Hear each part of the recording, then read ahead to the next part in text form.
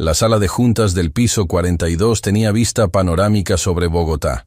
Valentina Ríos sostenía su teléfono con una mano firme. El millonario la miró y soltó una carcajada. «Llama a quien quieras», dijo. No sabía que esa llamada lo cambiaría todo. El teléfono era pequeño, negro, con la pantalla rajada en una esquina. Valentina Ríos lo cargaba en el bolsillo del saco azul marino que había comprado en el Mercado Central 3 años atrás, con su primer sueldo como analista financiera. No era un teléfono elegante. No era el último modelo. Era el teléfono con el que ella llamaba a su madre cada noche. El teléfono con el que había grabado, sin que nadie lo supiera, cada conversación importante de los últimos 4 meses, cada amenaza, cada insulto, cada acuerdo ilegal pronunciado en voz alta con la arrogancia de quien cree que el poder lo protege de todo. Ese teléfono era una bomba silenciosa, y nadie en esa sala lo sabía todavía. La sala de juntas del piso 42 de la Torre Meridian, en el centro financiero de Bogotá, era el tipo de espacio diseñado para intimidar. Paredes de vidrio templado. Sillas de cuero negro importadas desde Italia. Una mesa de madera de roble, que costaba más que el apartamento donde Valentina había crecido en el barrio Quiroga, al sur de la ciudad. En las ventanas panorámicas, Bogotá se extendía como un mapa vivo, con sus montañas al fondo cubiertas de neblina matutina, y sus avenidas llenas del caos familiar de un martes cualquiera. Valentina estaba sentada al extremo más alejado de la mesa, sola de su lado. Frente a ella, como un bloque compacto de trajes grises y corbatas oscuras, estaban Rodrigo Salcedo y sus hombres. Rodrigo Salcedo, presidente ejecutivo del Grupo Meridian, 53 años, canas perfectamente cortadas, mandíbula cuadrada, manos grandes acostumbradas a firmar cheques con muchos ceros. Hombre que había construido su fortuna comprando empresas en quiebra, exprimiendo a sus empleados hasta el último centavo y vendiendo antes de que el escándalo estallara. Hombre que sonreía de la misma manera en las fotos de las revistas de negocios que en los momentos en que destruía la vida de alguien. Sonrisa ancha, dientes blancos, ojos fríos como el granito del piso de su oficina. A su derecha estaba el doctor Hernán Lozano, abogado corporativo, 48 años, traje azul pizarra, carpeta cerrada sobre la mesa con una sola hoja encima. A su izquierda, Felipe Arango, director de Recursos Humanos, 39 años, corbata roja, expresión de quien ya sabe cómo termina la historia. Y al fondo, 3 hombres más del equipo directivo cuyos nombres Valentina conocía, pero cuyas caras empezaban a confundirse con la indiferencia que generan quienes eligen mirar hacia otro lado. La reunión había comenzado a las 9 de la mañana. Eran las 9:17. 17 minutos bastaron para que Rodrigo Salcedo pronunciara las palabras que definirían el resto de su vida. La presentación en la pantalla al fondo de la sala mostraba el título en letras grandes: Revisión Financiera Mensual, octubre. Valentina había preparado ese informe durante 18 días seguidos. Había dormido 4 horas por noche. Había revisado cada número 3 veces. Había encontrado en esos números algo que ningún otro analista había visto, o que nadie se había atrevido a señalar. Irregularidades. Transferencias fantasma. Cuentas paralelas en Panamá. Un esquema de desvío de fondos tan elegante que casi parecía arte. Casi. Pero los números no mienten. Los números son la única cosa del mundo corporativo que no puede comprarse ni silenciarse con una sonrisa. Valentina había puesto todo eso en su informe. En ese informe estaba la verdad. Y la verdad, en esa sala, era lo más peligroso del mundo. «Señorita Ríos», dijo Rodrigo Salcedo con la misma voz suave que usaba en las entrevistas de televisión. «Le agradezco el esfuerzo. De verdad». Pausa calculada. Sonrisa medida. «Pero este informe tiene algunos problemas de interpretación que nos hacen pensar que quizás no está lista para el nivel de análisis que el cargo requiere». Silencio espeso en la sala. Felipe Arango bajó la vista hacia su carpeta. Hernán Lozano giró el bolígrafo entre los dedos sin prisa. Valentina no parpadeó. «Los números son correctos», respondió con voz tranquila y firme. «Cada cifra tiene su respaldo en los estados de cuenta originales. Los documentos están anexados al informe, páginas 42 a 117. Rodrigo Salcedo dejó escapar un sonido. Un sonido a mitad de camino entre una tos y una risa. Ligero. Despectivo. El tipo de sonido que un hombre hace cuando considera que la persona que tiene enfrente es demasiado pequeña para tomarse en serio. Señorita Ríos, repitió, esta vez sin la suavidad. Le estoy diciendo que hay problemas de interpretación. No estoy debatiendo con usted. Yo sí estoy debatiendo con usted, respondió Valentina. Nueva pausa.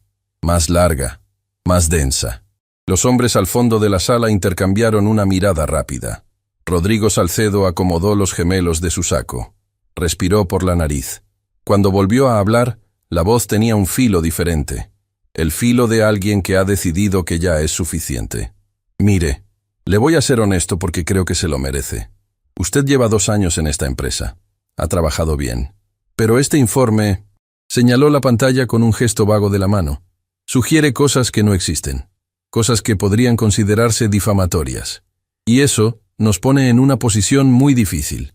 Las transferencias a las cuentas de inversiones del Norte S.A. en Panamá existen, dijo Valentina. Son 283 millones de pesos en 18 meses, con origen en los fondos operativos de la División de Infraestructura. El doctor Lozano levantó la vista por primera vez. Rodrigo Salcedo dejó de sonreír. El cambio fue casi imperceptible, pero Valentina lo vio. Lo había esperado. Lo había calculado con la misma precisión con que había calculado cada número de su informe. Esas transferencias tienen justificación legal. Intervino Hernán Lozano con voz neutra y entrenada. Son operaciones de inversión completamente documentadas. En ese caso, respondió Valentina, no habrá problema en presentar esa documentación ante la Superintendencia Financiera. El silencio que siguió fue de otro tipo. No era el silencio del desacuerdo. Era el silencio del peligro reconocido. Rodrigo Salcedo lo rompió con una sonrisa nueva. Una sonrisa más grande, más brillante. La sonrisa de un hombre que ha decidido cambiar de táctica.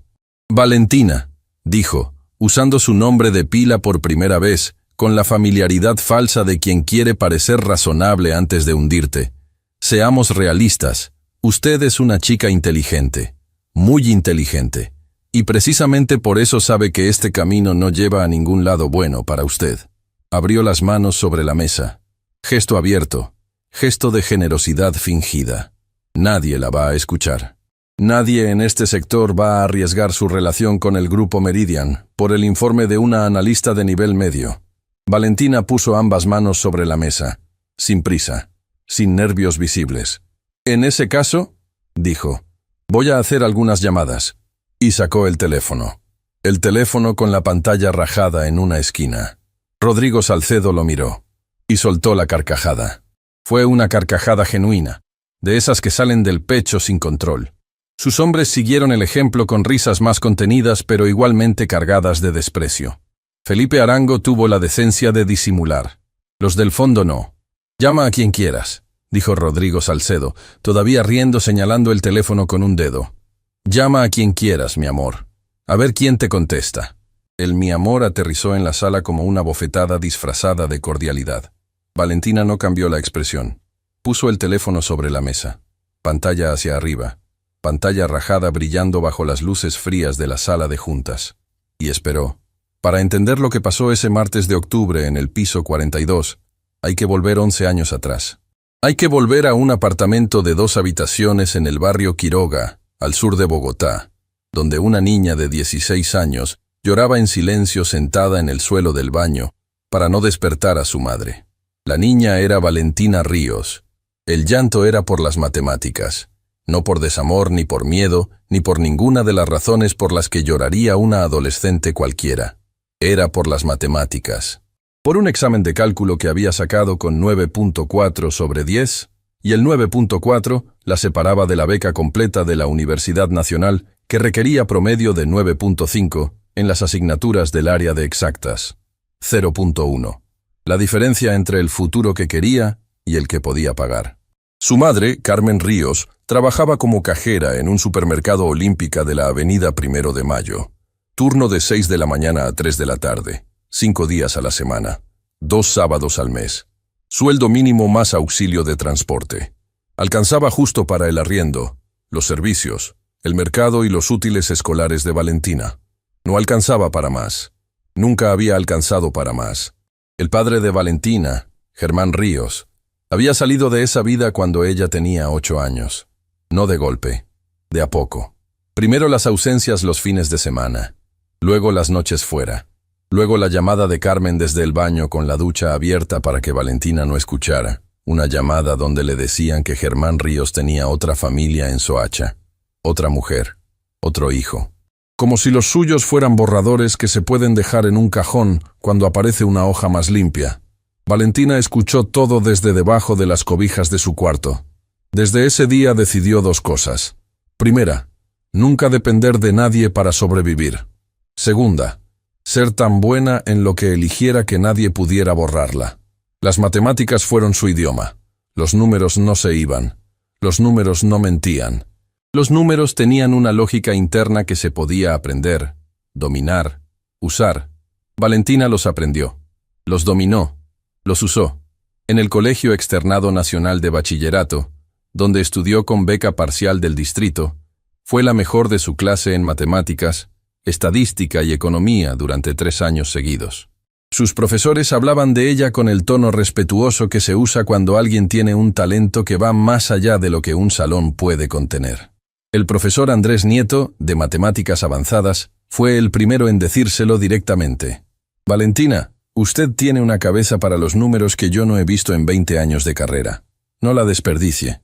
Eso le dijo una tarde mientras revisaba su cuaderno de ejercicios voluntarios, ejercicios que nadie le había pedido resolver, que ella hacía por la misma razón que algunos adolescentes leen novelas o escuchan música, porque la llenaba.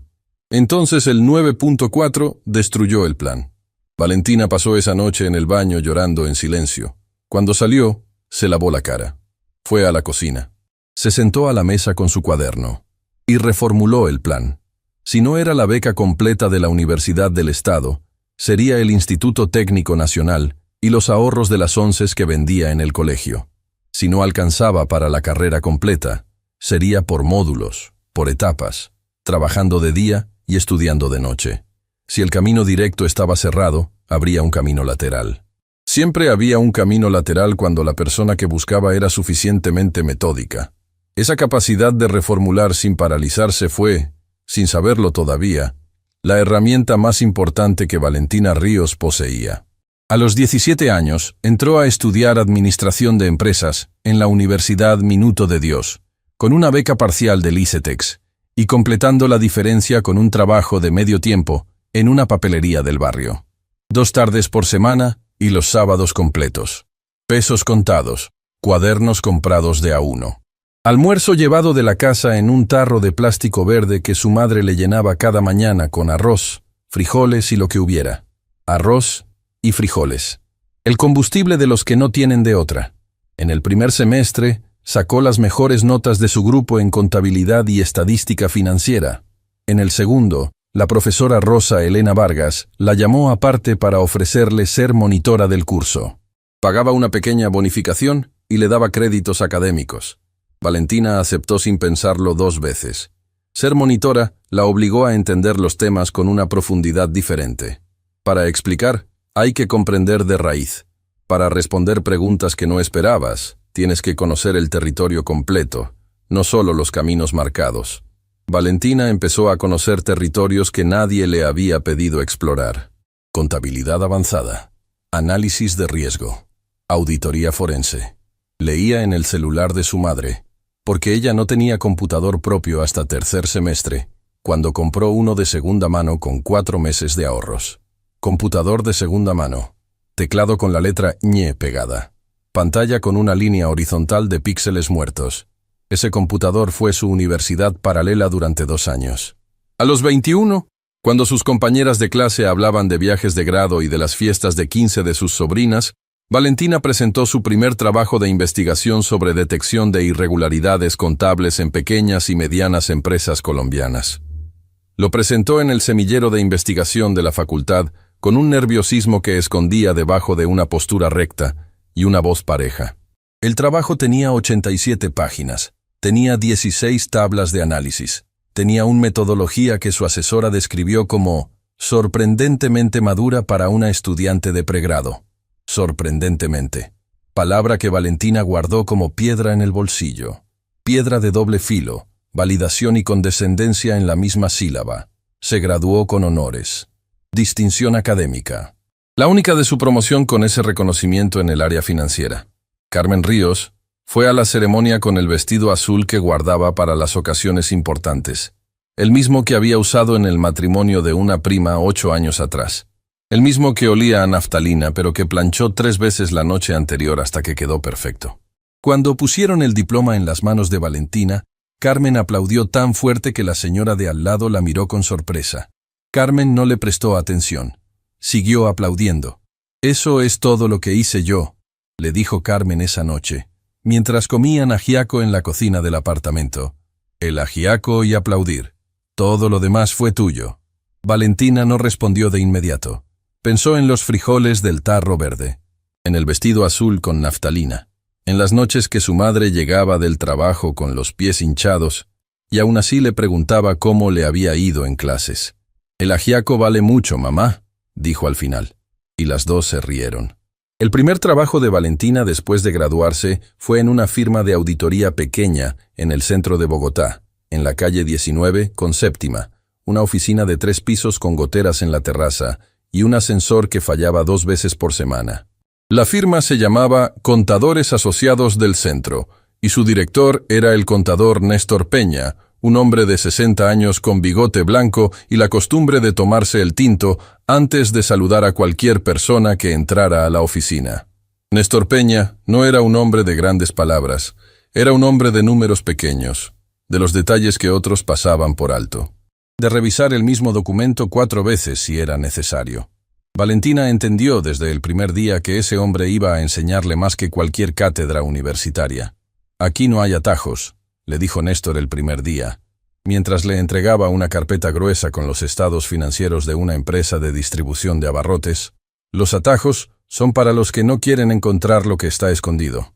Valentina encontró lo que estaba escondido.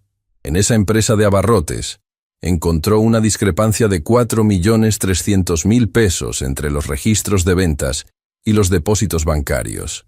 Una diferencia que podía explicarse de muchas formas. Valentina la explicó de la única forma que cuadraba con todos los demás registros. El jefe de bodega estaba vendiendo inventario de forma paralela y depositando el dinero en una cuenta personal. Néstor Peña la escuchó, revisó el análisis y la miró por encima del tinto. «Bien», dijo, «solo eso». Pero Valentina aprendió que en el vocabulario de Néstor Peña, «bien» era la palabra más importante. Trabajó 3 años en esa firma.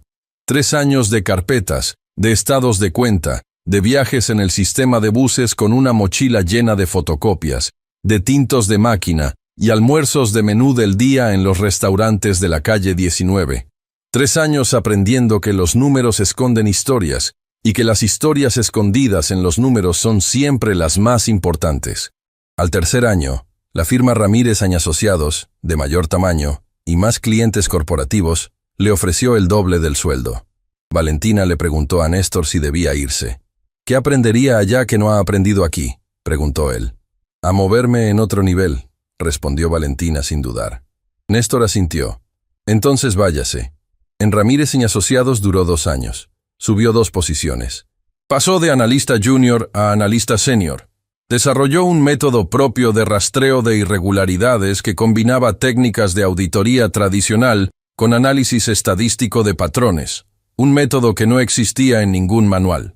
Un método que ella construyó de noche, en ese mismo computador de segunda mano que ahora cargaba dentro de una bolsa de tela al lado de la cédula y el tarro verde, ya no de plástico sino de vidrio, porque había podido comprarse uno nuevo.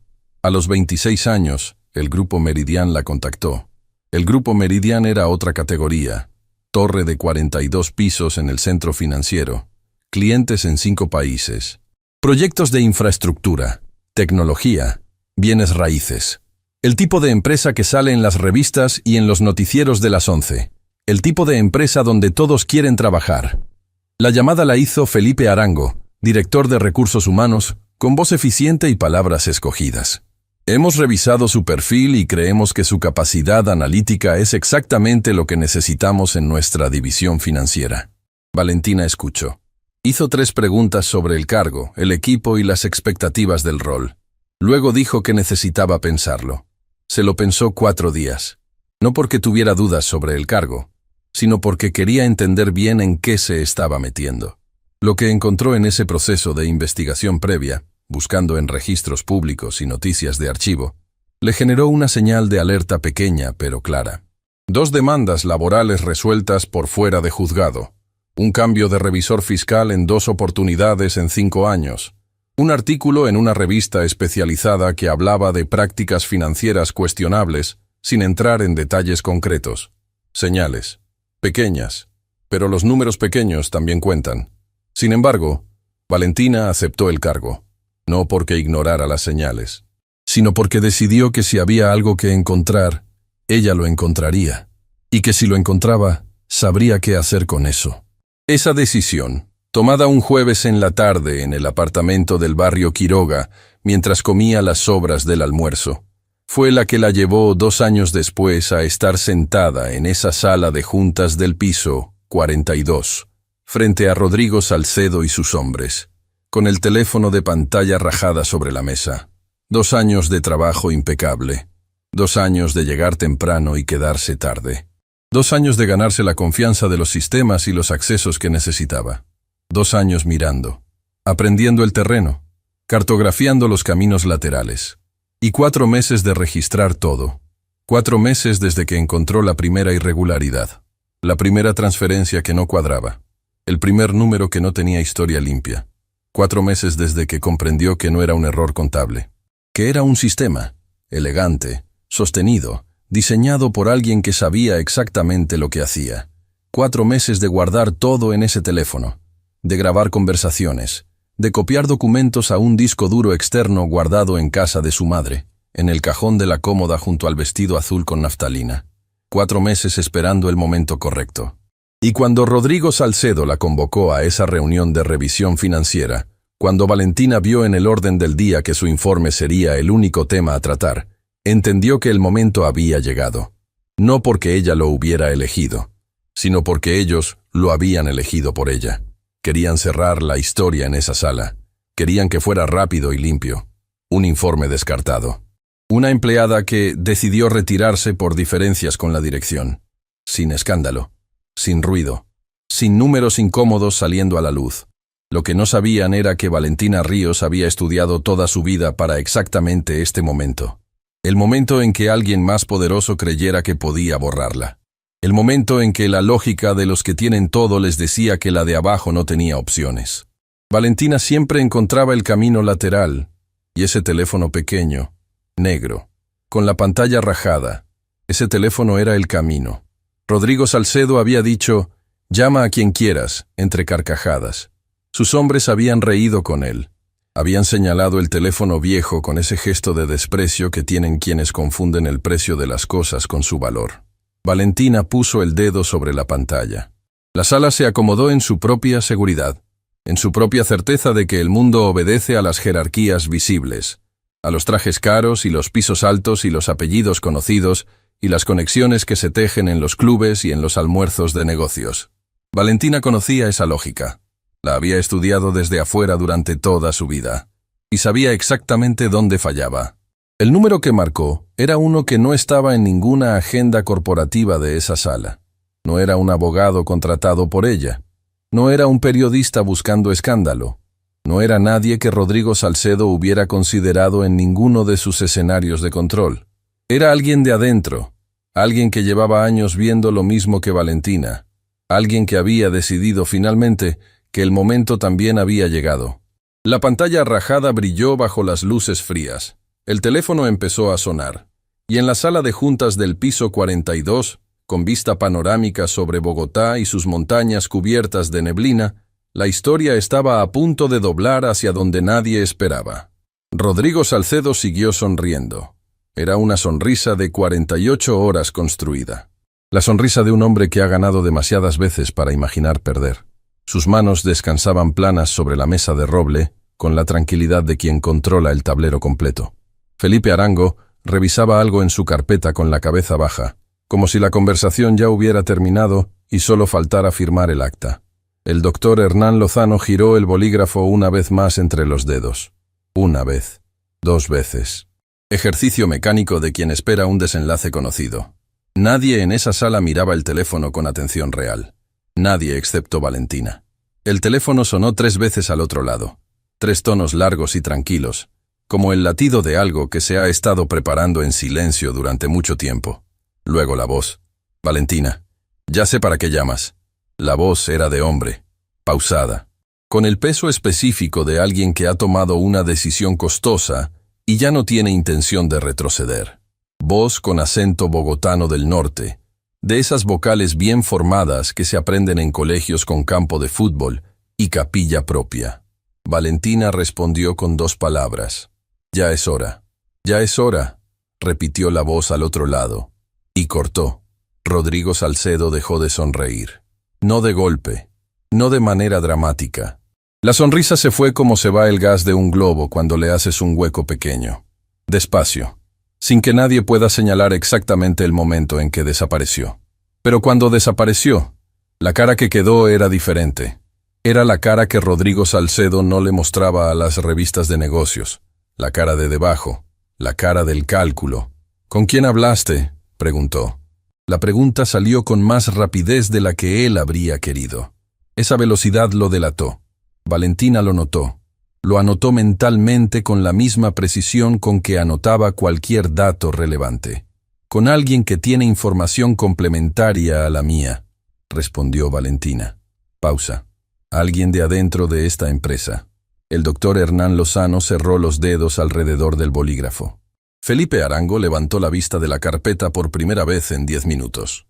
Los 3 hombres del fondo de la sala se miraron entre sí con esa comunicación silenciosa y rápida de quienes comparten un secreto que creían a salvo. «Eso es una amenaza», dijo Hernán Lozano con voz profesional y controlada. La voz del abogado activado, el tono que usan para enfriar situaciones mientras evalúan el daño. «Y le recomiendo que piense muy bien lo que está haciendo, señorita Ríos. Las consecuencias legales de difamar a una empresa de esta envergadura son...» «No estoy difamando nada», lo interrumpió Valentina sin alzar la voz. «Estoy presentando un informe financiero con respaldo documental. Eso es exactamente mi función en esta empresa». «Su función», dijo Rodrigo Salcedo, y ahora la voz tenía el filo sin disfraz, sin el barniz de la cordialidad, el filo real. Era analizar datos y presentar reportes internos. No construir casos judiciales en su tiempo libre. «Los datos me construyeron el caso solos», respondió Valentina. «Yo solo supe leerlos». El hombre cuya voz sonó en ese teléfono se llamaba Mauricio Andrade Quiroz, 41 años, contador público certificado, revisor fiscal del Grupo Meridian durante los últimos 6 años, nacido en Chapinero, criado en Usaquén, hijo de un médico internista y una profesora de literatura del Colegio Los Pinos. Hombre de costumbres ordenadas. Tinto sin azúcar a las 7 de la mañana. Almuerzo siempre en el mismo restaurante de la calle 93. Caminata de 40 minutos los miércoles y sábados por el parque de la 93. Mauricio Andrade no era un hombre de riesgos. Era por entrenamiento y por temperamento, exactamente lo contrario. Un hombre de protocolos, de procedimientos, de marcos regulatorios estudiados con cuidado y aplicados con precisión. El tipo de profesional que en una fiesta de empresa prefiere hablar de normativas contables antes que de fútbol, y que duerme bien porque cada decisión que toma tiene respaldo escrito en alguna parte. Había dormido bien durante 6 años en el Grupo Meridian. O casi bien. El casi empezó 18 meses atrás, en abril, cuando revisando los estados financieros consolidados del primer trimestre, encontró una variación en las cuentas de inversión que no correspondía con los reportes de la división de infraestructura. Era una diferencia pequeña en términos relativos. 4.2% de desfase entre lo registrado y lo ejecutado. El tipo de diferencia que puede tener 10 explicaciones inocentes. Mauricio buscó las explicaciones inocentes. No las encontró. Encontró otra cosa. Encontró un patrón. Encontró que ese 4.2% se repetía, con variaciones menores, en los 3 trimestres anteriores. Encontró que las transferencias marcadas como inversiones estratégicas externas tenían como destino final una empresa en Panamá, cuyo único vínculo documentado con el Grupo Meridian era una firma en un contrato de asesoría que renovaba cada 6 meses de forma automática. Empresa en Panamá. Contrato de asesoría. Renovación automática. Ningún entregable documentado. Ningún informe de resultados. Solo transferencias. Mauricio Andrade sabía exactamente lo que significaba eso. Lo sabía porque tenía 18 años de experiencia en revisoría fiscal. Lo sabía porque había estudiado casos similares en seminarios de la Junta Central de Contadores. Lo sabía porque los manuales de auditoría forense que tenía en su biblioteca personal, subrayados con 3 colores diferentes, describían ese patrón con nombre propio: desvío de fondos, enriquecimiento ilícito, responsabilidad penal para los directivos involucrados, y responsabilidad también para el revisor fiscal que lo conociera y callara. Esa última parte fue lo que lo tuvo despierto durante semanas. La responsabilidad del que sabe y calla. Mauricio no era un hombre de riesgos, pero tampoco era un hombre de complicidades.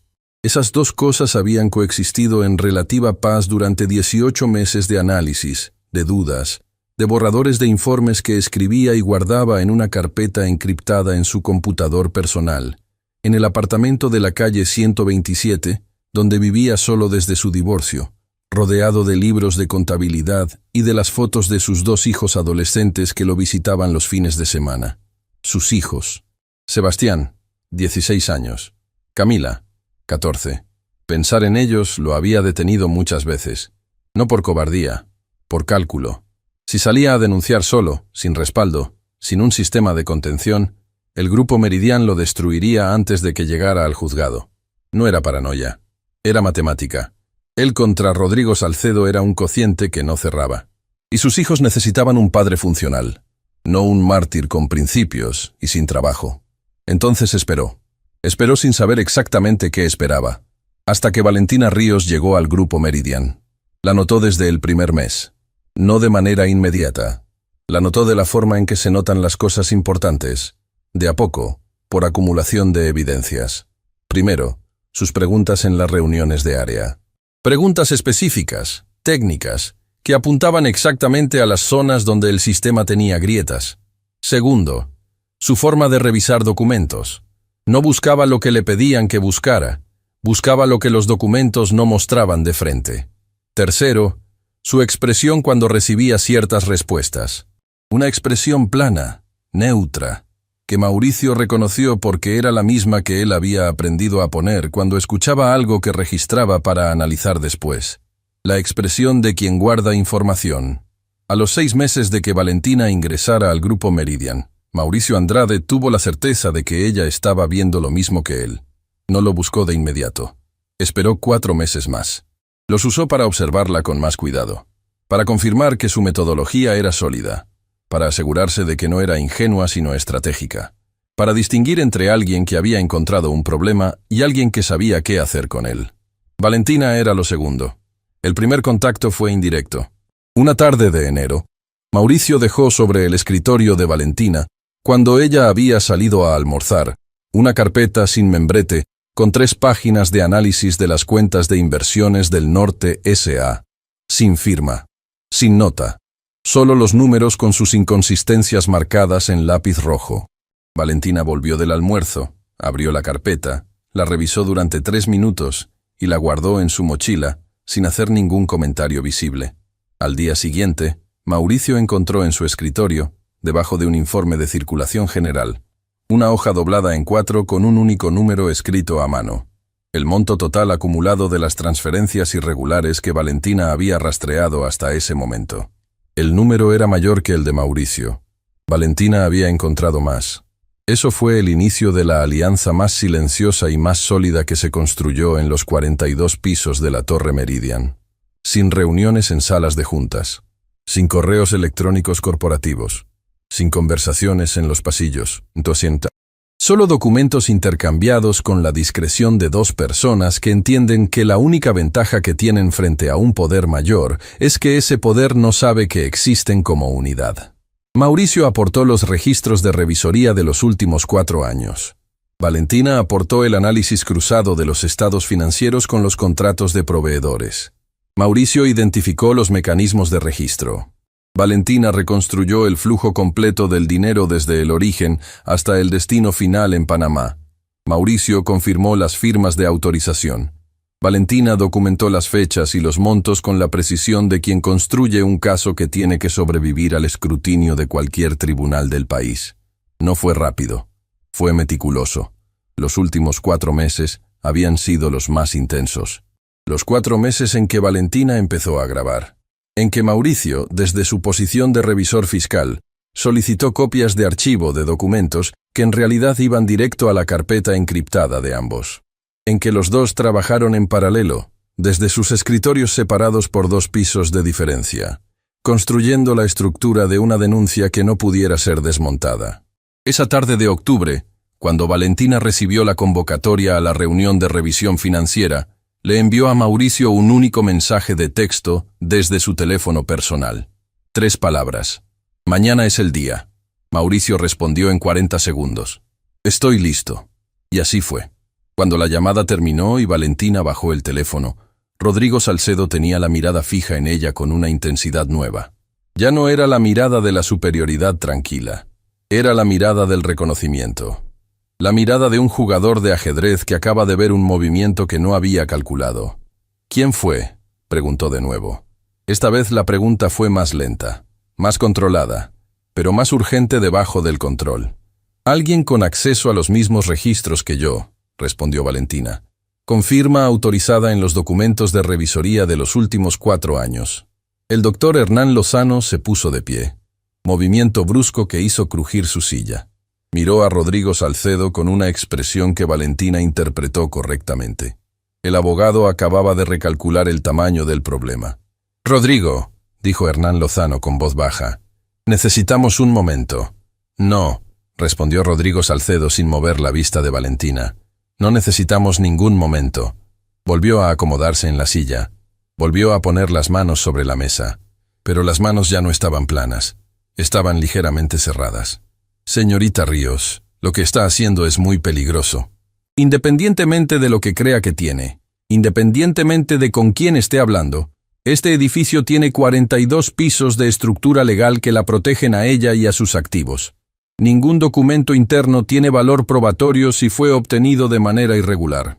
Cuénteme más sobre la obtención irregular de documentos», respondió Valentina con una voz tan tranquila que la frase sonó casi amable. «¿Le parece que ese es un tema que quiere discutir en este momento?» Pausa larga. Felipe Arango cerró su carpeta. La cerró despacio, con cuidado, como si de repente tuviera miedo de que lo que contenía pudiera verlo alguien. «Escúcheme», dijo Rodrigo Salcedo. Y ahora la voz cambió de registro. El filo desapareció. Volvió algo parecido a la cordialidad. Pero era una cordialidad diferente a la del principio de la reunión. Ya no era condescendencia. Era negociación. Seamos adultos. Usted es una profesional inteligente. Nosotros somos una empresa que ha generado miles de empleos en este país. Hay formas de resolver situaciones como esta sin que nadie salga lastimado, sin que nadie pierda lo que ha construido. ¿Me entiende lo que le estoy diciendo? Perfectamente, respondió Valentina. Entonces hablemos de lo que necesita para que esto quede en esta sala. La frase aterrizó en el aire de la sala de juntas con todo su peso. Felipe Arango miró hacia la ventana. Los hombres del fondo de la sala no se miraron entre sí esta vez. Cada uno miraba un punto distinto del techo o del piso, como si el techo y el piso fueran repentinamente fascinantes. Valentina dejó pasar 3 segundos exactos. «Lo que necesito», dijo despacio. «No cabe en esta sala». Rodrigo Salcedo exhaló por la nariz. «No cometa un error del que no pueda volver», dijo. Y esta vez la voz tenía un peso diferente. No era amenaza directa. Era algo más sutil y por eso más peligroso. Era la advertencia de quien conoce el sistema desde adentro y sabe cuántas formas tiene de triturar a una persona antes de que esa persona llegue a cualquier instancia donde alguien la escuche. Los errores que no tienen vuelta atrás son los que no se documentan, respondió Valentina. Los míos están todos documentados. Sacó del bolso una carpeta, delgada, azul marino, igual de austera que su saco. La puso sobre la mesa junto al teléfono. «Esto es una copia resumida del informe completo», dijo. «El informe completo, con todos los anexos, fue depositado esta mañana a las 8:15 en una dirección que no está en este edificio. Si yo no realizo una confirmación antes de las 12 del mediodía, ese informe sale de esa dirección hacia 3 destinos distintos: la Superintendencia Financiera, la Fiscalía General y un periodista de investigación de una publicación que ustedes conocen. El reloj en la pared de la sala marcaba las 9:42. 2 horas y 18 minutos para las 12 del mediodía. Rodrigo Salcedo miró el reloj, miró la carpeta azul, miró el teléfono con la pantalla rajada. Por primera vez desde que comenzó la reunión, no dijo nada. El silencio fue de otro tipo. Fue el silencio de algo que se rompe. El silencio de una estructura que cruje cuando recibe un peso para el que no fue diseñada. Hernán Lozano se acercó a Rodrigo Salcedo y le habló al oído durante 15 segundos. Rodrigo escuchó sin moverse, sin pestañear. Sus manos volvieron a estar planas sobre la mesa, pero esta vez la calma era diferente. Era la calma de contención, no de control. Felipe Arango levantó la vista hacia Valentina con una expresión que ella no esperaba ver en esa sala. No era hostilidad, no era desprecio. Era algo que se parecía mucho al alivio. Felipe Arango tenía 39 años y una hija de 7 que se llamaba Isabela.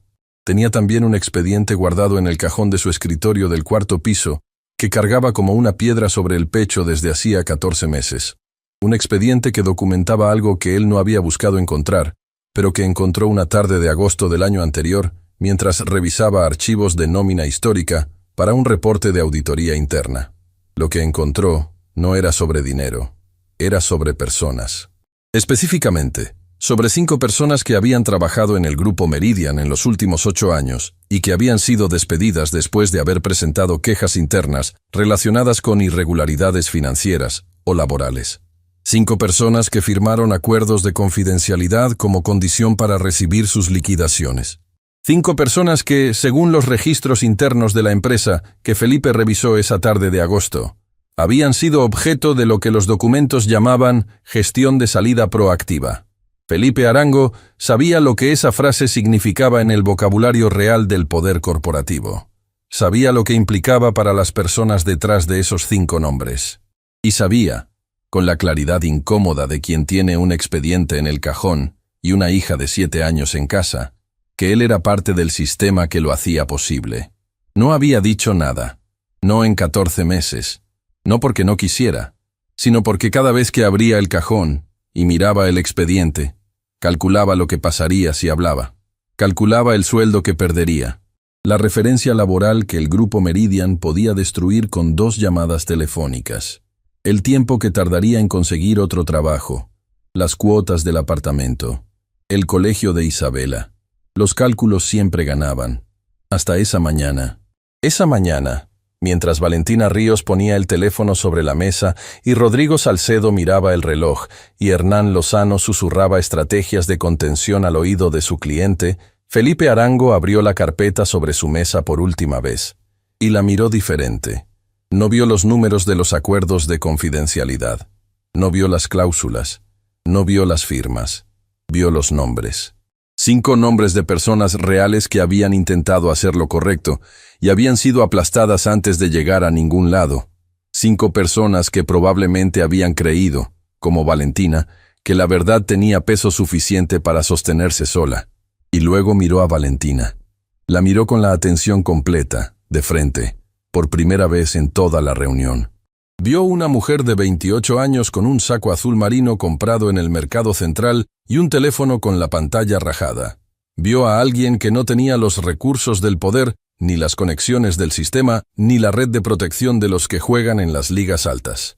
Que tenía solo números bien documentados y la disposición de ir hasta el final con ellos. La 6ª persona.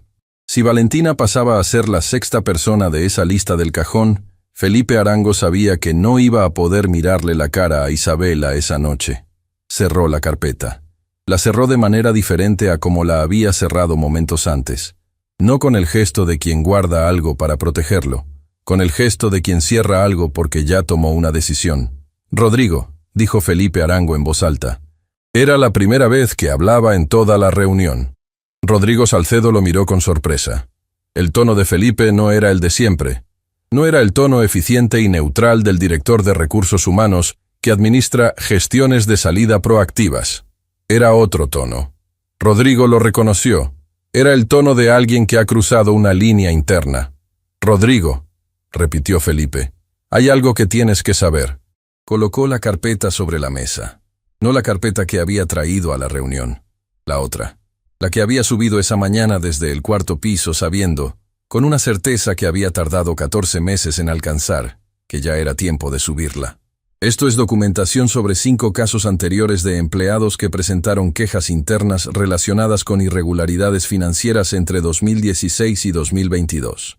5 casos con acuerdos de confidencialidad firmados bajo presión. 5 casos que, en el contexto de lo que la señorita Ríos acaba de presentar, tienen una relevancia que no podemos ignorar. El doctor Hernán Lozano se quedó inmóvil. Rodrigo Salcedo miró a Felipe Arango con una expresión que Valentina nunca olvidaría. Era una expresión que ella había visto una sola vez en su vida, años atrás, cuando siendo niña vio a un vecino del barrio Quiroga perder en dominó una cantidad de dinero que no tenía. Era la expresión de alguien que acaba de entender que el tablero tiene más piezas de las que había contado. Valentina miró el reloj. Las 9:51. El teléfono con la pantalla rajada brillaba sobre la mesa de roble, silencioso y quieto, como una promesa que todavía no había terminado de cumplirse. Y en ese momento, desde el bolsillo de Felipe Arango, empezó a vibrar su propio teléfono. 1 vez, 2 veces, 3 veces. Felipe lo sacó. Miró la pantalla. La expresión de su cara cambió de una forma que Rodrigo Salcedo no supo leer, pero que Valentina sí supo leer, porque era la misma expresión que ella había tenido 4 meses atrás cuando Mauricio Andrade dejó esa carpeta sin membrete sobre su escritorio. La expresión de quien recibe una confirmación que estaba esperando, sin saber que la esperaba. «Es Mauricio Andrade», dijo Felipe Arango, y levantó la vista hacia Valentina con algo que era definitivamente alivio. «Dice que está en el lobby del edificio». La sala de juntas del piso 42 se quedó en silencio absoluto. Bogotá seguía extendiéndose detrás del vidrio. Las montañas seguían cubiertas de neblina. El tráfico de la mañana seguía su lógica caótica y familiar. El mundo afuera no sabía nada todavía, pero adentro, en esa sala, el peso del poder empezaba a redistribuirse de una manera que nadie, la semana anterior, habría calculado como posible. Rodrigo Salcedo miró la puerta de la sala, miró el reloj, miró el teléfono con la pantalla rajada, y por primera vez en toda la reunión, Rodrigo Salcedo no supo qué decir. Mauricio Andrade entró a la sala con el paso tranquilo de quien ha cruzado el umbral definitivo. Sin apresuramiento, sin teatralidad, con el mismo ritmo exacto y medido con que revisaba columnas de números en sus madrugadas de auditoría. 41 años, traje gris oscuro, corbata azul petróleo, portafolio de cuero negro bajo el brazo izquierdo. El portafolio que llevaba al mismo restaurante de la calle 93 cada mediodía, al mismo parque los miércoles y los sábados, al mismo apartamento de la calle 127 donde sus hijos lo visitaban los fines de semana. El portafolio que durante 18 meses había contenido borradores de informes que escribía y guardaba sin enviar. Esa mañana el portafolio no contenía borradores, contenía documentos firmados, con fecha, con número de radicado, con sello húmedo. Rodrigo Salcedo lo vio entrar, y algo en su mandíbula se apretó de manera visible. Una contracción pequeña, casi imperceptible. Pero Valentina llevaba 4 meses aprendiendo a leer los gestos del poder cuando empieza a fisurarse. Lo leyó con claridad. «Buenos días», dijo Mauricio Andrade, voz tranquila, sin inflexión dramática. La voz de un hombre que ha preparado este momento con la misma metodología con que prepara cualquier informe de revisoría. Lamento interrumpir la reunión. Rodrigo Salcedo no respondió el saludo. «Mauricio», dijo con una voz plana y controlada que no era cordialidad sino advertencia. «¿Qué está haciendo aquí?» «Cumpliendo con mi responsabilidad legal como revisor fiscal del Grupo Meridian», respondió Mauricio. Dejó el portafolio sobre la mesa. Lo abrió con calma. Sacó 3 juegos de documentos, cada uno sujeto con un clip de metal. Los colocó en fila sobre el roble. Artículo 207 del Código de Comercio Colombiano. Numeral primero. El revisor fiscal tiene la obligación de informar oportunamente a la Administración a la Asamblea y a los organismos de inspección sobre las irregularidades que encuentre en los negocios de la empresa. Pausa breve. Llevo informando internamente 18 meses, sin respuesta documentada de corrección. Hoy formalizo el proceso ante las instancias externas correspondientes. El doctor Hernán Lozano se puso de pie. Esta vez completo. Silla hacia atrás. Brazos semiextendidos. La postura del abogado en modo de intervención urgente. Mauricio, esto no puede... Doctor Lozano. Lo interrumpió Mauricio sin alzar la voz. Usted sabe mejor que nadie que este proceso ya no puede detenerse con una conversación en una sala de juntas. Hernán Lozano cerró la boca, la abrió de nuevo, la cerró otra vez. En 22 años de ejercicio profesional, nadie en el entorno del Grupo Meridian le había respondido así, con esa calma específica, con esa certeza de quien conoce el estatuto y sabe exactamente qué artículo aplica. Valentina miraba la escena desde su silla, no con satisfacción prematura, con la atención sostenida de quien sabe que lo más difícil todavía no ha ocurrido. Mauricio abrió el primer juego de documentos. 32 páginas numeradas. Análisis de flujos financieros del Grupo Meridian correspondientes a los periodos 2020, 2021, 2022 y 2023. Cada transferencia marcada con código de referencia. Cada cuenta identificada. Cada movimiento trazado desde su origen hasta su destino final. La empresa en Panamá aparecía en la página 7. Su nombre completo. Su número de registro. El nombre de su único director nominal. La fecha de constitución. La fecha del primer contrato de asesoría con el Grupo Meridian. Esta información fue cruzada con el informe de análisis de contratos de la señorita Valentina Ríos, dijo Mauricio. Señaló un número en la página 9. El monto total de transferencias no justificadas, entre enero de 2020 y agosto de 2024, es de 4.382 millones de pesos, aproximadamente $1.085.000 al tipo de cambio actual. La cifra cayó en la sala con el peso exacto que tenía. Felipe Arango bajó la vista. Los hombres del fondo de la sala no se movieron.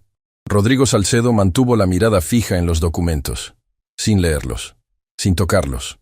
Con la mirada de alguien que conoce perfectamente su contenido porque conoce perfectamente los hechos que generaron ese contenido. ¿De dónde sacó esa información?, preguntó Rodrigo Salcedo. Voz plana. Medida. De los registros de revisoría a los que tengo acceso legal como revisor fiscal de esta empresa, respondió Mauricio. Los mismos registros que he firmado y archivado durante 6 años con su conocimiento y aprobación. Rodrigo Salcedo miró a Hernán Lozano. Mirada de 2 segundos. Comunicación mínima pero completa entre dos personas que llevan décadas entendiéndose sin palabras. Hernán Lozano carraspeó. Mauricio, hay consideraciones importantes sobre la confidencialidad de los estados financieros internos que... Doctor Lozano, repitió Mauricio. El informe ya salió del edificio a las 7:45 de esta mañana. Lo radiqué personalmente en la Superintendencia Financiera hace exactamente 1 hora y 40 minutos. Silencio. Número de radicado. SFC 2024-10-08-0047 RF. Sacó del portafolio una hoja adicional. La colocó sobre la mesa junto a los otros documentos. Era la constancia de radicación. Con sello. Con fecha. Con hora. Con el número que acababa de pronunciar impreso en tinta negra sobre papel membretado de la superintendencia. Rodrigo Salcedo miró la hoja. La miró durante 5 segundos completos. Valentina contó los segundos en silencio desde su lado de la mesa. 5 segundos era el tiempo que tardaba un hombre como Rodrigo Salcedo en recalcular escenarios, en evaluar ángulos, en buscar la salida que siempre había existido en todos los problemas anteriores de su vida. En ese recorrido de 5 segundos, Valentina vio el momento exacto en que Rodrigo Salcedo no encontró la salida. El proceso que siguió no ocurrió en la sala de juntas del piso 42. Ocurrió en los 7 días siguientes, en lugares que no tenían vista panorámica sobre Bogotá, ni mesas de roble importado. Ocurrió en oficinas de vidrio esmerilado y archivadores metálicos, en salas de espera con sillas plásticas y números de turno, en ventanillas atendidas por funcionarios con malos, regulares, y a veces buenos días, pero siempre con el mismo sello, la misma firma, el mismo rigor burocrático, que es la única armadura real contra el poder informal. El martes 8 de octubre, a las 2 de la tarde, Valentina y Mauricio llegaron juntos a las instalaciones de la Fiscalía General en la calle 26. Llegaron en el sistema de buses. Sin carro, sin conductor, sin parqueadero, con el portafolio de Mauricio, la mochila de Valentina y el disco duro externo de Valentina guardado en una bolsa de tela de color negro que ella cargaba contra el cuerpo. Esa bolsa, ese disco duro, esa mochila, 4 meses de material, grabaciones de audio, copias de contratos, análisis financieros cruzados. El trabajo de 2 personas que habían decidido, por caminos distintos y por razones distintas, que el costo de callar era mayor que el costo de hablar. La funcionaria que los atendió se llamaba Andrea Cepeda, 34 años, cabello corto, audífonos colgados del cuello. Cara de quien ha visto muchas personas llegar a esa ventanilla con papeles y con esperanzas y con miedo, y ha aprendido a tratar cada caso con la misma neutralidad técnica, sin que eso signifique indiferencia real.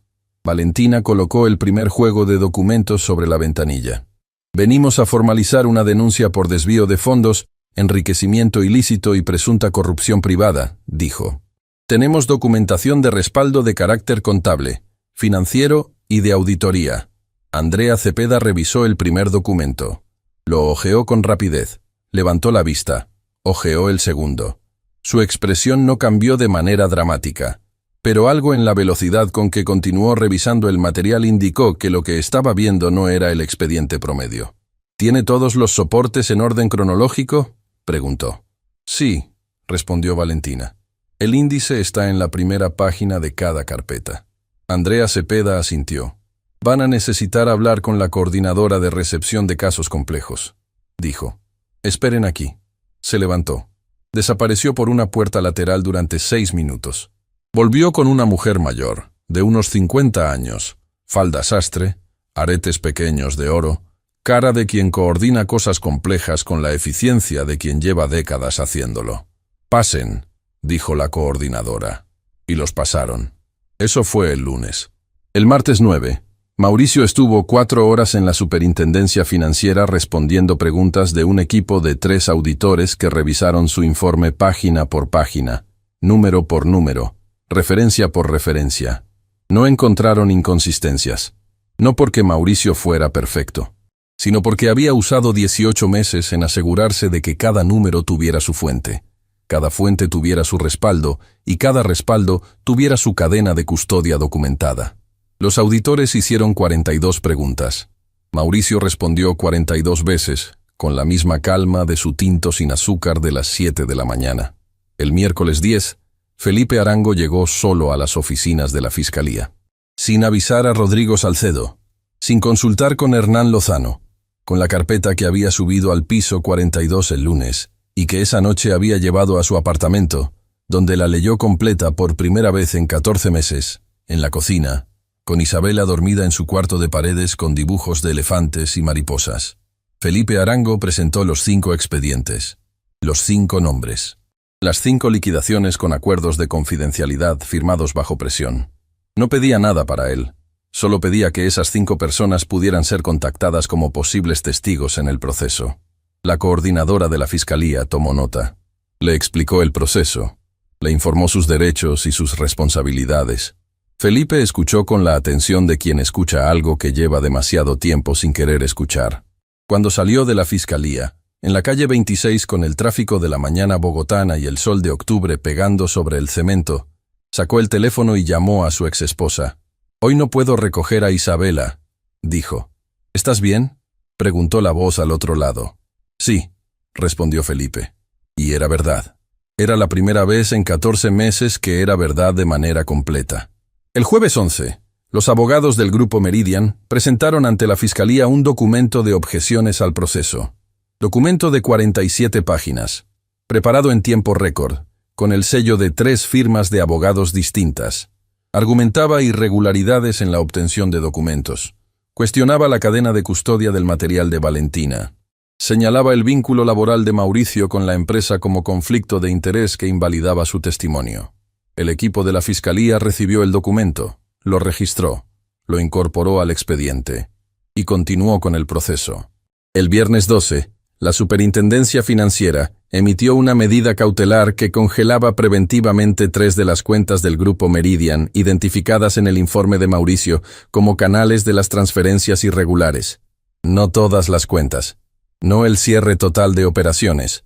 Solo las 3 cuentas específicas. Solo el monto específico en disputa. La medida era técnica, precisa, acotada. Era exactamente lo que debía ser. Valentina se enteró por una llamada de Mauricio a las 4:30 de la tarde. Estaba en su apartamento en Chapinero, sentada en la silla de la cocina, con el disco duro externo sobre la mesa, revisando el respaldo de los archivos por tercera vez desde el lunes. El teléfono sonó. Pantalla rajada. Cayeron las cautelares, dijo Mauricio.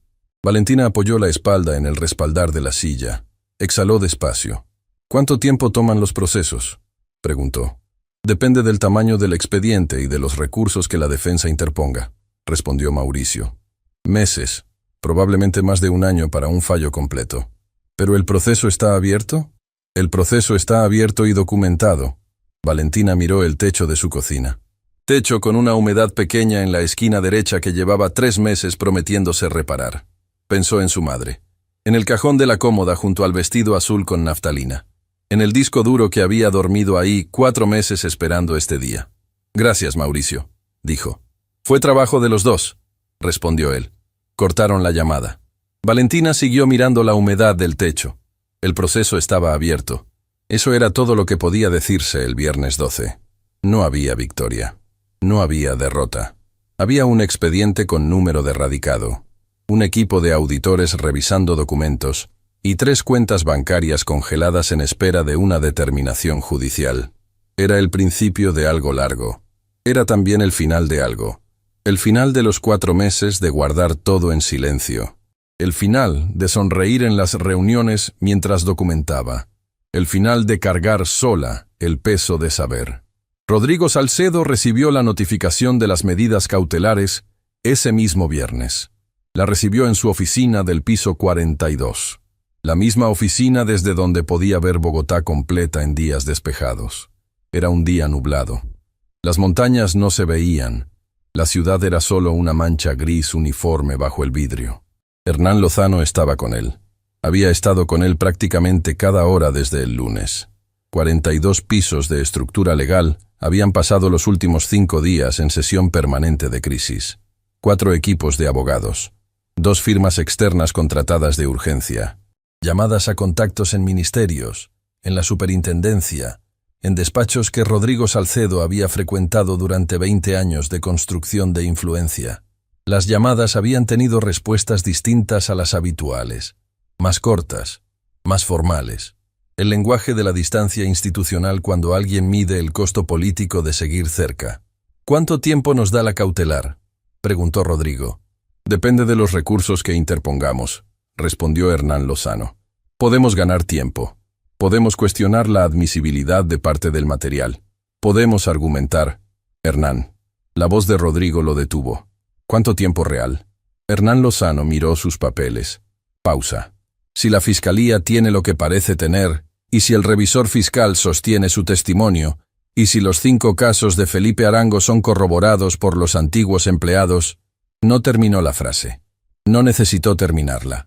Rodrigo Salcedo asintió una sola vez. Movimiento mínimo. El asentimiento de quien recibe una información que ya calculaba, pero cuya confirmación verbal tiene un peso distinto. Se puso de pie. Caminó hasta el ventanal.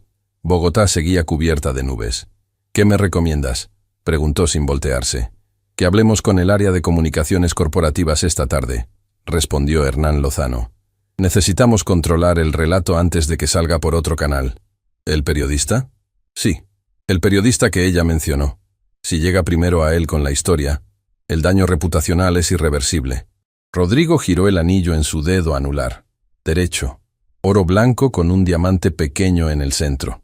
Un tic que Valentina había observado 2 veces en la reunión del lunes y que había anotado en su mente como señal de cálculo bajo presión.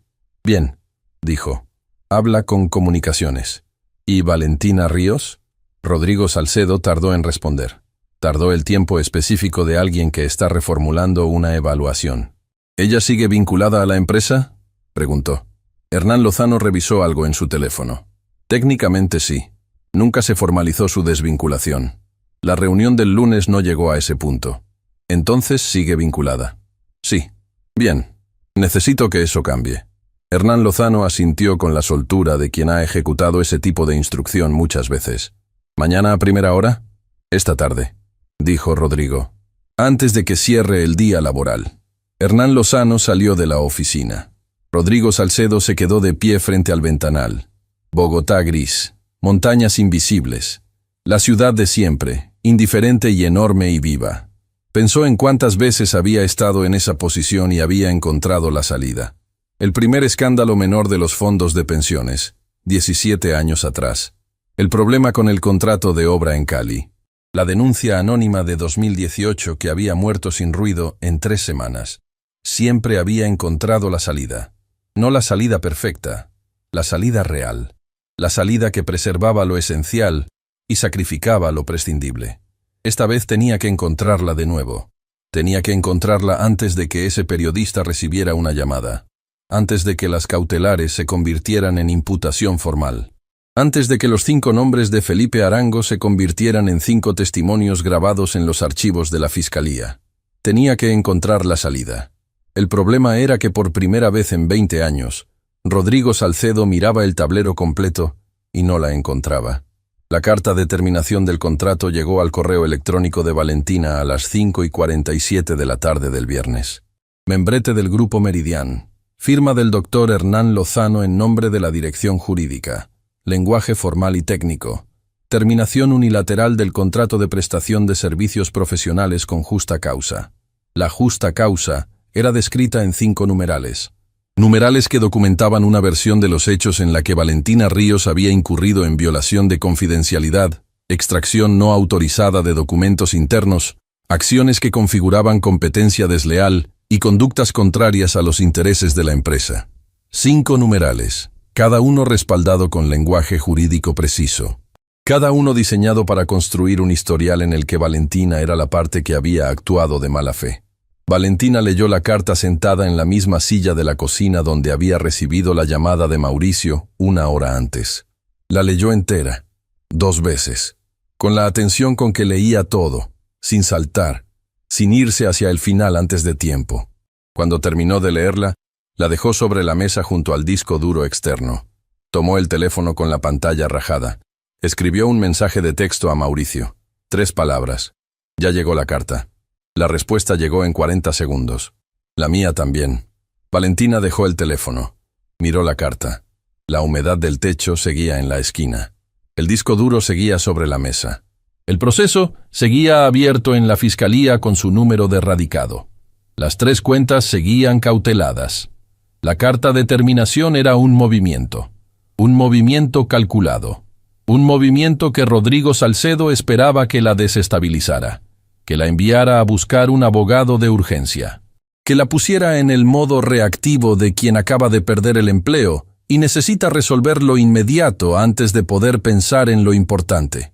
Era un movimiento diseñado para quitarle tiempo, para fragmentar su atención, para ponerla a defender su posición laboral mientras el equipo jurídico del Grupo Meridian trabajaba en desmantelar el expediente de la Fiscalía. Valentina conocía ese movimiento. Lo había visto descrito en los manuales que ella no tenía en estantería de apartamento amplio, sino en estantería de libros apilados en el cuarto pequeño de Chapinero. Lo había visto descrito como maniobra de distracción de recursos del denunciante. Tomó el teléfono. Escribió otro mensaje, esta vez no a Mauricio. A otro número que había guardado en su teléfono hacía 3 semanas, después de una conversación en voz baja en un pasillo del 4º piso entre ella y Felipe Arango. El número del abogado laboralista que Felipe le había recomendado. Abogado con 30 años de experiencia en casos contra empresas medianas y grandes. Exfuncionario de la Defensoría Pública. El tipo de abogado que Rodrigo Salcedo no encontraría en ninguna de las listas de contactos de sus clubes de negocios. Doctor Restrepo, soy Valentina Ríos. Acabo de recibir carta de terminación unilateral con causa. Necesito hablar con usted el lunes a primera hora si es posible. La respuesta llegó 8 minutos después. Lunes a las 8. Acá la espero. Mándeme la carta esta noche para revisarla antes. Valentina reenvió la carta. Apagó la pantalla del teléfono. Lo dejó boca arriba sobre la mesa. La pantalla rajada hacia arriba, con esa grieta diagonal que cruzaba la pantalla de esquina a esquina como una cicatriz pequeña y permanente. Ese teléfono, ese disco duro, esa carta sobre la mesa, todo en el mismo cuadro. El apartamento de Chapinero en silencio un viernes por la noche, con el ruido del tráfico de la séptima llegando por la ventana entreabierta y el olor a arepas de la tienda del piso de abajo que a esa hora siempre empezaba a subir. Valentina pensó en su madre, en el barrio Quiroga, en los 800 pesos de almuerzo de los viernes, en el camino de 45 minutos a pie que ella hacía de la escuela a la casa cuando el pasaje no alcanzaba. Pensó en todo eso con la quietud específica de quien recuerda su origen no para lamentarlo, sino para recordar de dónde viene la fuerza. No del apellido, no del piso del edificio, no del precio del traje, de otra parte, de un lugar que no aparece en ningún organigrama corporativo. De un lugar que Rodrigo Salcedo no había podido comprar en 20 años de construcción de poder porque simplemente no estaba en venta. El lunes 15 de octubre, Rodrigo Salcedo llegó a la Torre Meridian a las 7 de la mañana, 40 minutos antes de su horario habitual. El ascensor al piso 42. La oficina con vista a Bogotá. El tinto que la asistente le dejaba siempre en el escritorio. Ese lunes la asistente no estaba todavía. Rodrigo preparó el tinto solo, mirando la ciudad mientras la máquina calentaba. Bogotá amanecía despejada. Las montañas se veían completas, verdes y grandes y quietas sobre el oriente de la ciudad. Hermosas, como siempre, con esa belleza indiferente de las geografías que existen con total independencia de los problemas humanos que ocurren a sus pies. El tinto salió. Rodrigo lo tomó de pie frente al ventanal. A las 7:15 llegó el primer correo de Hernán Lozano. El periodista de investigación había publicado algo. No el artículo completo. Todavía no. Pero en sus redes había posteado una frase que decía que en los próximos días publicaría una investigación sobre irregularidades financieras en uno de los grupos empresariales más importantes del país. Sin nombres. Sin cifras. Solo esa frase. Esa frase había sido compartida 4000 veces en 6 horas. Rodrigo Salcedo leyó el correo de Hernán Lozano. Dejó el tinto sobre el escritorio. Sin terminarlo, miró el teléfono durante 5 segundos. Marcó el número de Felipe Arango. El teléfono sonó 4 veces.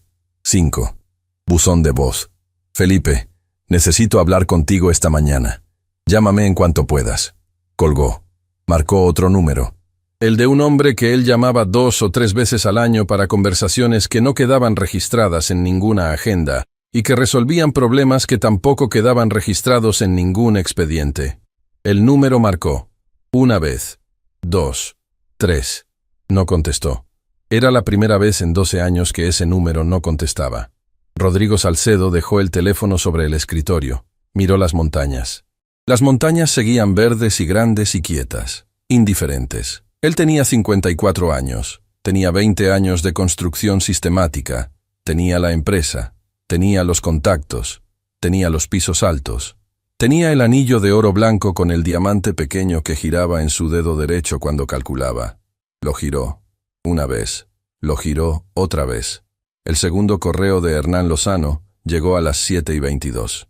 Un funcionario de la Superintendencia Financiera había filtrado a otro medio que la medida cautelar del viernes tenía respaldo documental extraordinariamente sólido. El funcionario no dio su nombre, no lo daría, pero la frase era suficiente.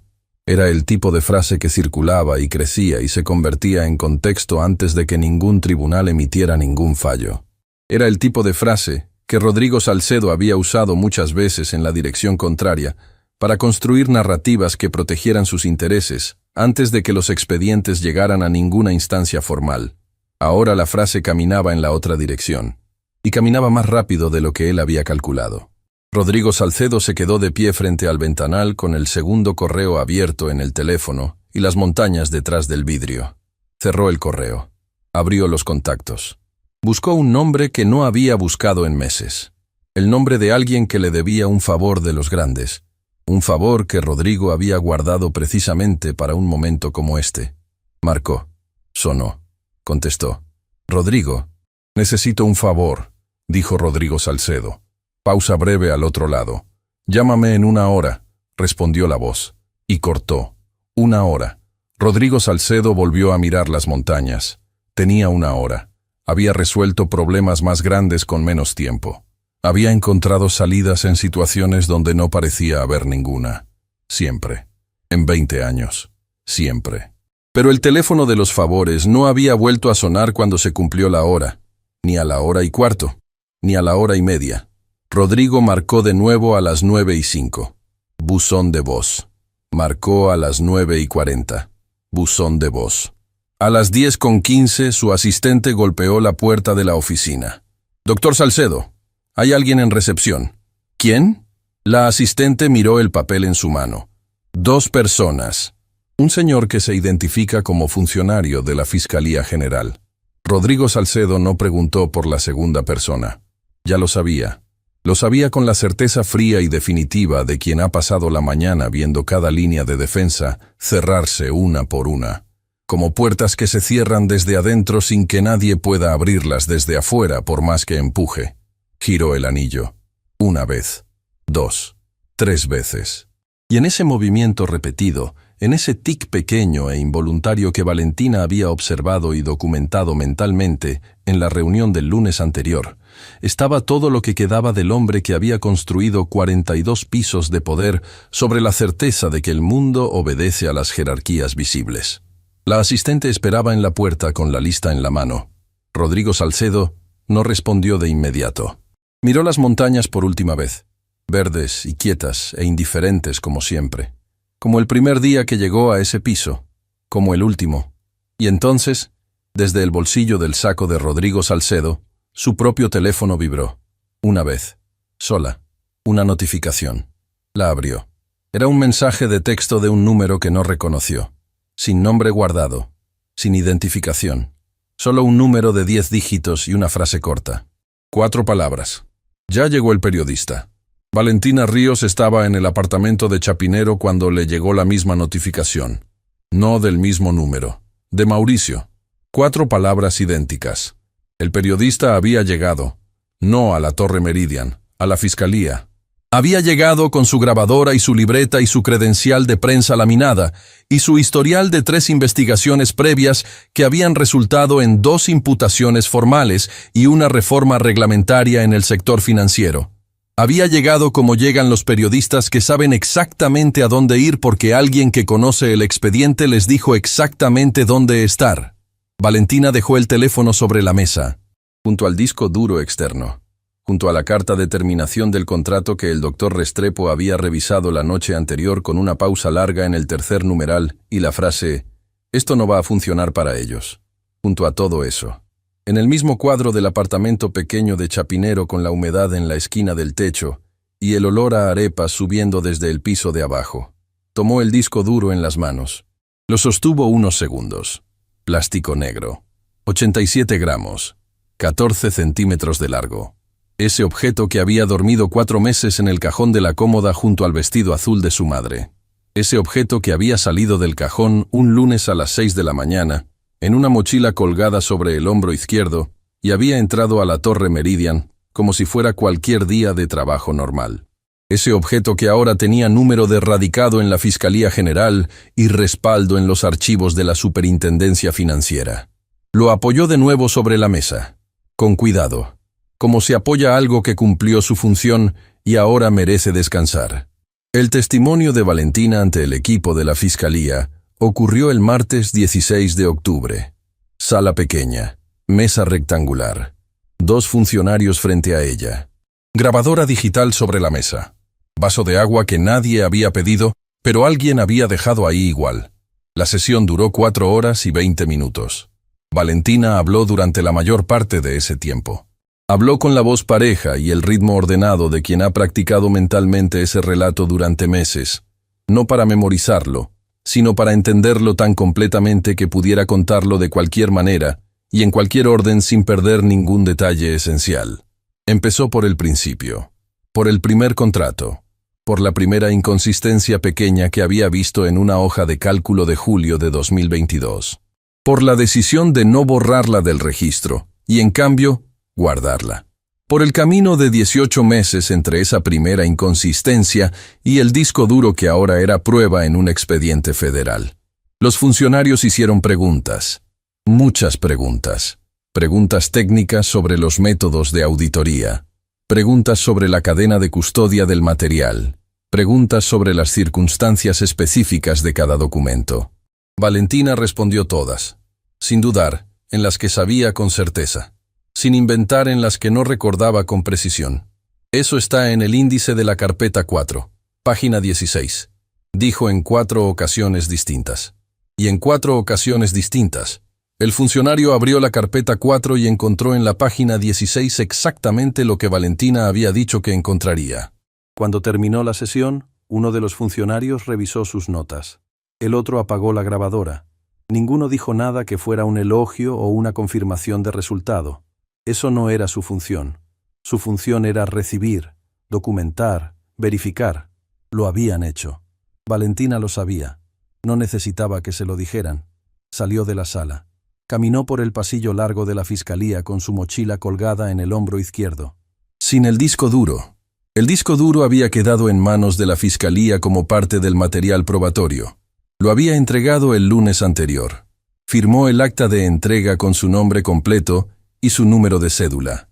Valentina Ríos Castillo. Cédula de ciudadanía número. Salió al sol de la calle 26. Octubre bogotano. Cielo despejado. Frío limpio de la sabana. El tráfico de la mañana, y los buses del sistema de buses, y los vendedores ambulantes, y la ciudad entera, funcionando con su indiferencia característica y necesaria. Valentina caminó hacia la estación del sistema de buses, metió la mano en el bolsillo de la chaqueta, sacó la tarjeta azul del sistema, la misma tarjeta de siempre, con el saldo del lunes. La tarjeta que había cargado con 10.000 pesos cada semana durante los 4 meses de investigación, calculando los trayectos, eligiendo cuándo tomar bus y cuándo caminar según el saldo disponible. Esa tarjeta en su mano. Ese sol sobre la calle 26. Ese cielo sin nubes sobre Bogotá. La investigación periodística se publicó el jueves 18 de octubre. No como artículo, como serie. Primera entrega, los flujos financieros. Segunda entrega, los contratos en Panamá. Tercera entrega, las 5 personas que habían firmado acuerdos de confidencialidad bajo presión. La primera entrega apareció a las 6 de la mañana en la página del medio. A las 8 tenía 70.000 lecturas. A las 10, 240.000. A las 12, el número de lecturas había dejado de ser la métrica relevante porque la historia ya había salido de la pantalla y estaba en las conversaciones de los ascensores y las mesas de los almuerzos y los grupos de mensajes de las familias y los audios de voz de 30 segundos que la gente se mandaba entre sí, con el tono específico de quien comparte algo que confirma lo que ya sospechaba sobre cómo funciona el mundo. Rodrigo Salcedo no leyó la serie. Su equipo de comunicaciones la leyó por él y le preparó un resumen de 2 páginas. Rodrigo leyó el resumen en su oficina del piso 42 con las persianas bajas por primera vez desde que había estrenado esa oficina 7 años atrás. Las persianas cerradas, porque un camarógrafo de un canal de noticias había conseguido instalarse en un edificio de enfrente con un teleobjetivo desde las 5:30 de la mañana, y Hernán Lozano había recomendado cerrar las persianas antes de que Rodrigo llegara. Las persianas cerradas, las montañas detrás, el tinto sin beber, el resumen de 2 páginas sobre el escritorio. Hernán Lozano estaba sentado al otro lado del escritorio, cara de quien no durmió, corbata ligeramente torcida. Primera vez en 22 años que Valentina había visto la corbata de Hernán Lozano torcida, pensaría ella después, cuando alguien le contara los detalles. «Rodrigo», dijo Hernán Lozano, «necesitamos hablar de un escenario que no hemos explorado formalmente». Rodrigo levantó la vista del resumen. «La colaboración con la Fiscalía», dijo Hernán. Pausa. «Un acuerdo de delación premiada. Si vamos primero, antes de que el proceso avance a imputación formal, hay espacio para negociar condiciones. No es una salida perfecta, es la salida real». Rodrigo Salcedo miró a Hernán durante 5 segundos. Los mismos 5 segundos de siempre. El recorrido mental de siempre. La búsqueda de la salida que preserva lo esencial y sacrifica lo prescindible. Giró el anillo. 1 vez. 2. 3. Lo giró una cuarta vez y se detuvo con los dedos todavía sobre él, sujetándolo sin terminarlo de girar. «Prepara la reunión», dijo. Hernán Lozano asintió. Se puso de pie. Salió de la oficina. Rodrigo Salcedo se quedó solo. Persianas cerradas. Bogotá invisible. Las montañas detrás del vidrio y detrás de las persianas, verdes e inmóviles, y completamente ajenas a todo lo que ocurría en ese escritorio. Miró el anillo, oro blanco, diamante pequeño, 18 años en ese dedo, símbolo de la primera expansión grande del grupo, la que había convertido una empresa mediana en un holding con presencia en 4 países. Lo había encargado esa semana. Se lo había puesto en una cena en el club de ejecutivos con 4 personas que en ese entonces eran sus aliados más cercanos. 3 de esos 4 no habían contestado el teléfono esta semana. Giró el anillo una vez más. Despacio. Completo. Y en ese movimiento, en ese tic pequeño de los momentos de presión, que Valentina había observado y registrado mentalmente sin que él supiera que alguien lo miraba con esa atención, estaba el retrato completo de lo que había sido esa semana. Y de lo que vendría. Valentina supo del acuerdo de colaboración por el doctor Restrepo, no por los medios, por el abogado, 3 semanas después de la primera publicación. Una llamada de 15 minutos en la que el doctor Restrepo le explicó el estado del proceso con la misma claridad técnica y serena con que le había explicado todo lo demás. Valentina escuchó. No interrumpió. Hizo 2 preguntas al final. Cortó la llamada. Se quedó en silencio en el apartamento de Chapinero. Era martes, tarde nublada. El ruido de la 7ª por la ventana. El olor a arepas no había subido todavía a esa hora. Caminó hasta el cuarto. El cuarto con la cómoda de madera oscura de su madre.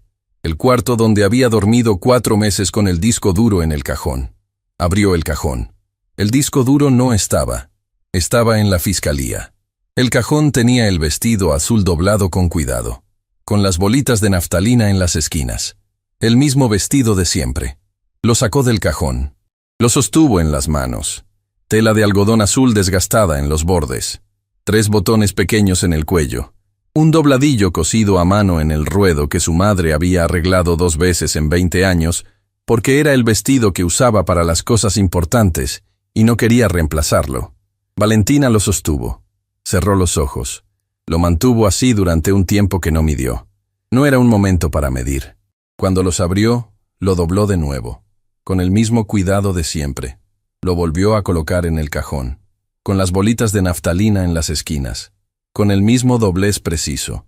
Cerró el cajón. Salió del cuarto. El fallo de primera instancia llegó 7 meses después, marzo de 2025. Valentina lo leyó en la pantalla del computador de la oficina nueva. No en la Torre Meridian.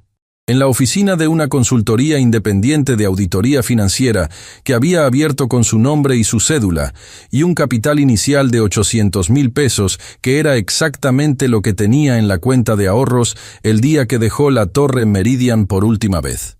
La oficina tenía 3 escritorios. Valentina. Una asistente contable de nombre Patricia, recién graduada, con ganas y sin miedo. Y un tercer escritorio vacío que esperaba el primer socio cuando el momento fuera el correcto. El fallo imponía al Grupo Meridian una sanción administrativa de 4.382 millones de pesos. El monto exacto de las transferencias no justificadas. Exactamente lo que Mauricio había calculado página por página, en su informe de 32 páginas. Exactamente el número que había caído en la sala de juntas del piso 42 con el peso que tenía. El proceso penal seguía abierto.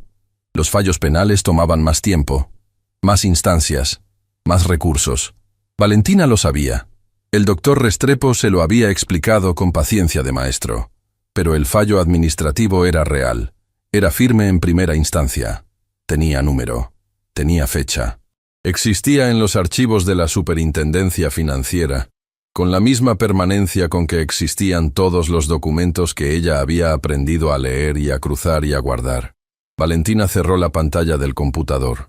Miró la oficina. 3 escritorios. Una planta en la ventana que Patricia había traído el primer día, porque decía que las plantas ayudaban a concentrarse. Luz de la tarde entrando por la ventana. Una ciudad afuera que seguía siendo la misma ciudad de siempre, indiferente y enorme y llena de cosas que ocurren simultáneamente sin que nadie las vea completas desde ningún punto. Tomó el teléfono. Pantalla rajada. La misma grieta diagonal de siempre. La pantalla que nunca había reemplazado porque cada vez que se disponía a hacerlo surgía algo más urgente o más necesario en qué gastar el dinero. Escribió un mensaje a Mauricio. «Ya leíste el fallo». No era pregunta. La respuesta llegó en un minuto. Lo leí. «¿Cómo estás?» Valentina pensó en la respuesta. No le llegó en palabras inmediatas. Le llegó en una imagen. El cajón de la cómoda. El vestido azul. Las bolitas de naftalina en las esquinas. La mano de su madre doblando ese vestido con cuidado para las cosas importantes. Escribió. Bien. De verdad. Y era verdad. No completa. No perfecta. No la verdad de quien ha resuelto todo. La verdad de quien ha hecho lo que podía hacer con lo que tenía. Y puede mirarse en el espejo del baño pequeño del apartamento de Chapinero sin apartarse la vista. La ceremonia no era lo que nadie hubiera imaginado para un momento así. No había sala grande. No había traje nuevo. No había discurso preparado con semanas de anticipación. Era el salón de reuniones de la Asociación Colombiana de Revisores Fiscales y Auditores, un martes de mayo, con 32 personas sentadas en sillas dispuestas en semicírculo y un micrófono de pie frente a una mesa con agua y vasos de vidrio. Valentina había recibido la invitación por correo 3 semanas antes. Una carta formal, en la que la asociación le informaba que había sido seleccionada para recibir el reconocimiento anual de integridad profesional.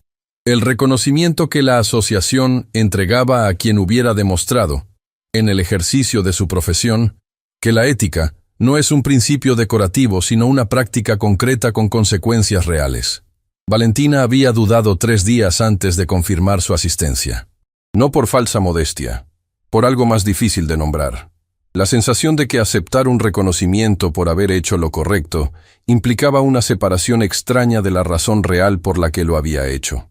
Que lo correcto no se hace para que te lo reconozcan. Se hace porque el costo de no hacerlo es más alto que cualquier costo que venga de hacerlo. Pero Mauricio la había llamado el tercer día. Va a haber gente joven en esa sala, había dicho. Gente que empieza, que está tomando decisiones, que va a tomar más decisiones en los próximos años sobre qué hacer cuando encuentra lo que tú encontraste. Pausa. Ve. Y Valentina fue. El salón tenía 32 personas, como ya se dijo.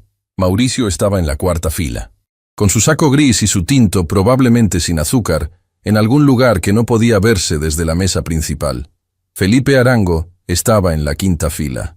Con su expresión de siempre, que era la expresión de un hombre que sigue procesando las consecuencias de las decisiones que tomó en los últimos meses y que todavía no tiene la distancia suficiente para saber si las procesará completamente algún día. El doctor Restrepo estaba en la 1ª fila. Traje de paño, aretes de oro, los mismos aretes de la coordinadora de la fiscalía. Pensó Valentina por un instante antes de darse cuenta de que eran personas distintas. Patricia, la asistente contable de la oficina nueva, estaba en la 2ª fila con una chaqueta que claramente era nueva y una expresión de quien está en un lugar que le importa. El presidente de la asociación habló 5 minutos. Presentó el contexto del reconocimiento. Presentó los antecedentes del caso sin nombres que no debían nombrarse todavía por razones procesales. Presentó a Valentina con el lenguaje formal de las presentaciones institucionales, que es el lenguaje correcto para esos momentos aunque nunca captura del todo lo que realmente ocurrió. Valentina se puso de pie. Caminó hasta el micrófono.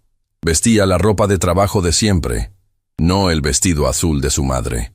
Ese vestido no era para esto. Ese vestido era para las cosas que solo ella sabía cuáles eran. Miró las 32 personas. Las miró completas. No por encima de las cabezas hacia algún punto abstracto en el fondo.